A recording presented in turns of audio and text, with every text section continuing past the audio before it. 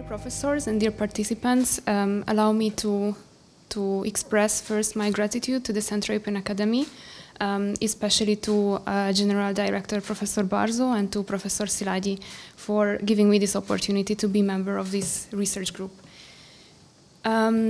As Dr. Márta Benyus mentioned, my presentation is going to be about how the Hungarian Constitutional Court interprets the rule of law in its practice in light of the so-called integration clause of the fundamental law. I will jump immediately in medias res to the integration clause, and then I will come back to it later. Now I just would like to highlight that you can see that this article deals with the European integration and specifically mentions the European Union as such. I would like to highlight that this article provides that Hungary shall contribute to the creation of the European unity, and it states that Hungary may, to the extent necessary to the exercise of rights and fulfill the obligations, jointly exercise some of its competencies with other member states through the institutions of the European Union. So, given that it is strongly connected to the European integration, I will first elaborate on the interpretation of the rule of law in the European Union, and then I will come back to the Constitutional Court, the Hungarian Constitutional Court's view on that. So, first of all, it is remarkable to mention that there is no explicit reference to the rule of law in the original founding treaties of the European Community. There is one article that I put here from the Treaty of Rome that refers to the Court of Justice shall ensure that in the interpretation and application of this treaty the law is observed, and this is going to be this was taken actually to the Treaty on the European Union in Article 19, and later the Court of Justice of the EU interpreted this article in light of the rule of law. What is also relevant to mention is the Lever decision from 1986, in which the Court of Justice of the EU first referred to the rule of law. However, it did not elaborate on any content of the rule of law, just mentioned that the European community is a community based on the rule of law. Now, the first explicit mention in the primary sources of the EU law to the rule of law itself came in the 90s, first in the Maastricht Treaty and subsequently in the Amsterdam Treaty. In the preamble, so the Maastricht Treaty as well as the Amsterdam Treaty states that the principles of liberty, democracy and respect for human rights and fundamental freedoms and the rule of law are common principles to the member states. And this was somewhat modified in the Treaty on the European Union of the famous Article 2, which refers to the values of the European Union.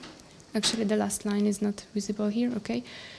So it states that these values are common to the member states, and it's remarkable that now the primary EU source is talking about values and not principles, which is interesting, and it was analyzed a little bit by the scientific literature, stating that value is something more complex and it may comprise of different principles.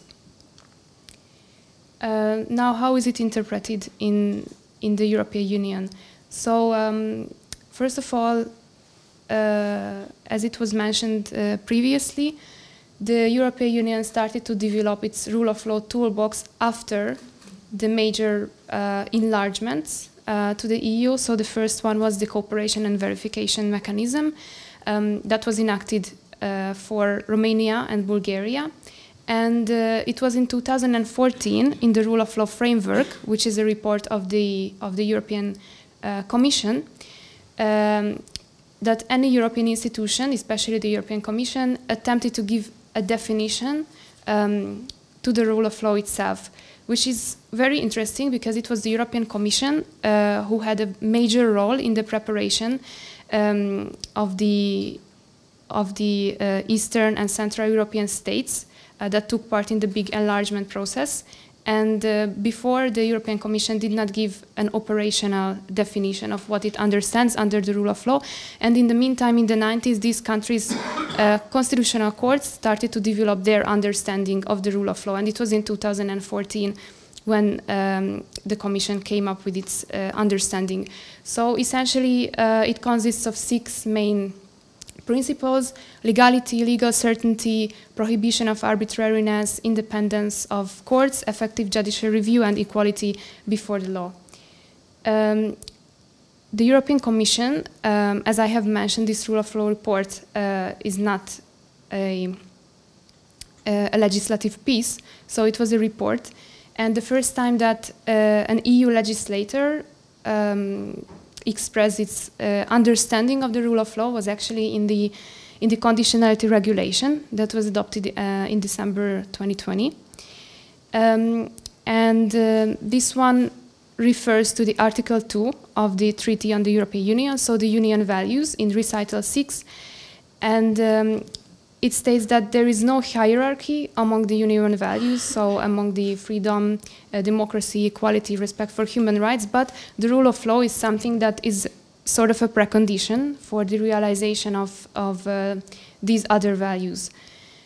And Recital 3 is also remarkable here, which again gives some examples of what the rule of law requires. So public powers shall act within the constraints set out by the law and within the values of democracy and respect for fundamental rights, as stipulated in the Charter of Fundamental Rights of the EU, which is again a very interesting question, how the human rights and the fundamental rights framework of the European Union developed, because we cannot find really references in the original founding treaties, but this question will not be addressed now. It is really broad. I would like to come back to this rule of law framework that I mentioned from 2014. That was the document of the European Commission, and it referred to the fact that there should be a core understanding of the rule of law, which should be the same in the member states. And here the Commission referred to the CGU, the European Court of Human Rights, and the Council of Europe's documents, especially the ones of the Venice Commission. Now, given that only the CGU is part of the EU, I will address two decisions here, in which the CGU addressed the question of rule of law to some extent. So both of the cases are related to the judiciary. The first one, just really briefly, it is the so-called Portuguese judges case, which concerned the reduction of the remuneration of the judges. And in this decision, I will go back briefly. I have mentioned in the beginning that the court interpreted Article 19 of the EU, which was in the original founding treaty, in the Treaty of Rome. The Court of Justice shall ensure that in the interpretation and application of this treaty, the law is observed. So the court, in the Portuguese judge's case, linked this provision to the rule of law. And the second case that I mentioned here is a Polish case. It is also related to the judiciary. And in this one, the court also built on its findings of the previous case and addressed rule of law in connection with judicial independence and judicial structure. Now I would like to come back again to the Hungarian fundamental law. So the fundamental law was adopted in 2011, and in Article B it declares that Hungary shall be an independent democratic rule of law state, which however did not appear for the first time in the fundamental law, but it could be found in the constitutional act of the change of regime that was adopted at that time. Except for the fact that in that one, the Constitutional Act states that the Republic of Hungary, it changed since then, but the provision didn't. And the Hungarian Constitutional Court in the 90s, step by step, developed a sort of understanding of a rule of law state. So what are the elements of the rule of law? Not in one big decision, but in different decisions, the court elaborated on different aspects of the rule of law. So we can conclude it's an exemplificative list, that the exercise of public power shall be in accordance with the rule of law, as well as the legislation, the legality of administration, division of powers, and legal certainty.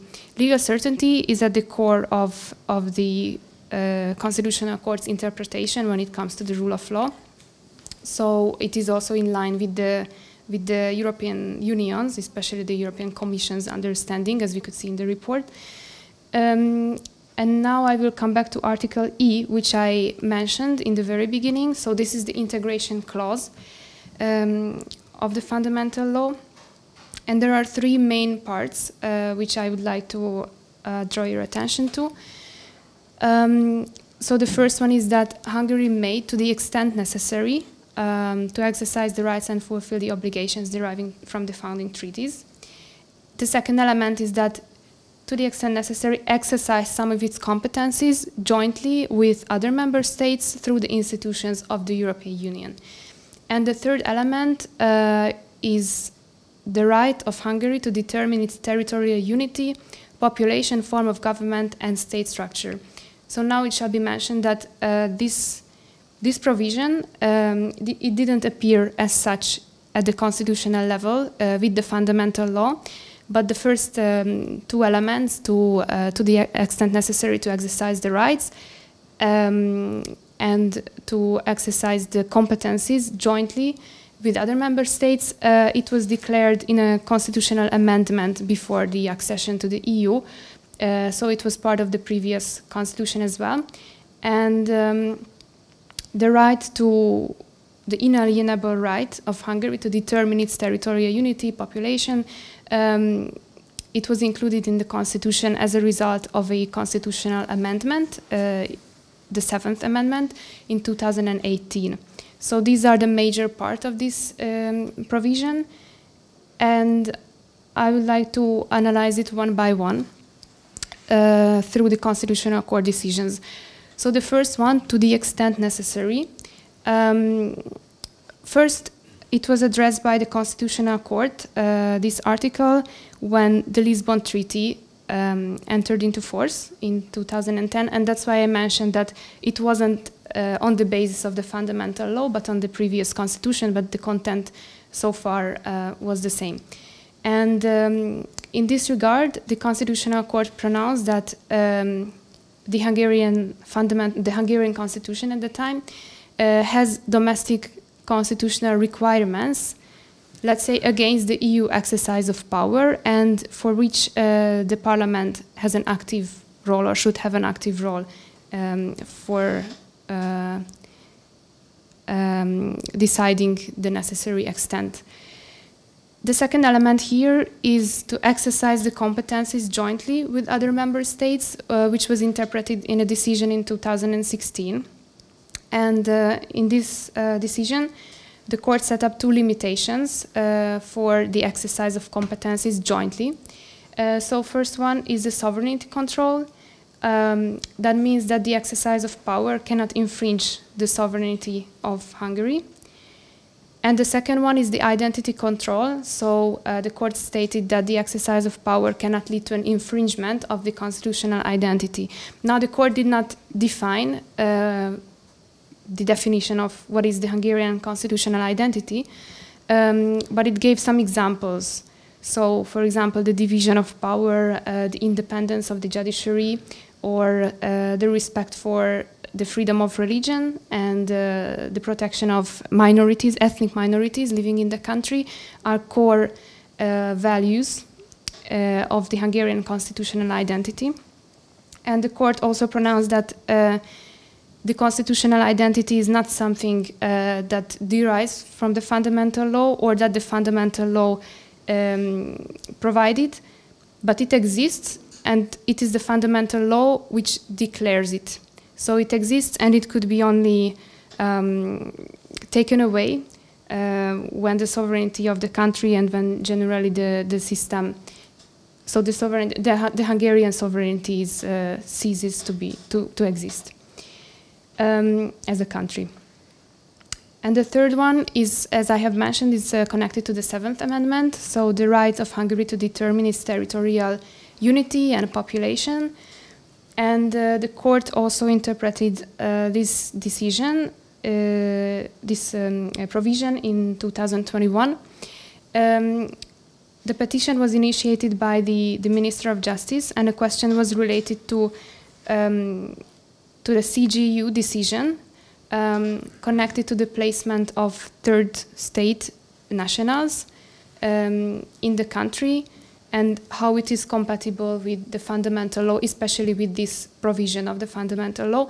If a massive amount of third state nationals come to the country and stay there and de facto become part of the population. It should be mentioned that the Constitutional Court did not engage in a confrontative manner with the CJU in this decision, and it remained within the limits of abstract interpretation of the fundamental law, and it dealt with the self-identity of the nation, which could be derived from human dignity. So according to the Constitutional Court, human dignity has two inseparable parts. One is the social dimension, and the other one is let's say, the biological individual dimension, which cannot be separated. And in light of the social dimension of human dignity, the court said that it is part of the society's right to determine the population. Now, as to some concluding remarks, I put here one quote that is the precise content of the principles stemming from the rule of law may vary at national level. And this comes from the very rule of law framework report that I have mentioned. So it was the Commission to recognize that the content of the rule of law may vary at the national level. And the question comes at the same time how it could be compared then with the supranational concept of the rule of law that was sort of developed after the enlargement of the EU. So it could be understood in a way that from the change of regime, these states, especially the Constitutional Court, developed the constitutional identity and its interpretation of the rule of law, and then these states joined the European Union, and afterwards, it seems that afterwards the rule of law, the EU's understanding of the rule of law appeared in the documents, EU documents, stated as such as the rule of law report, and especially in the conditionality regulation, which is a legislative piece of the EU. And therefore the question emerges whether we can talk about the supranationalization of the concept of the rule of law, and if yes, then how it could be enforced on the member states vis-a-vis the national understanding of the rule of law, especially in light of the fact that the question again emerges whether there was an explicit transfer of competence from the member states to the EU to enforce the understanding enforce the EU's understanding of the rule of law on the member states. And actually these are the questions that we are researching on in this project. So I hope that at the next conference we can discuss the results of this research. I would like to thank you very much for your opinion.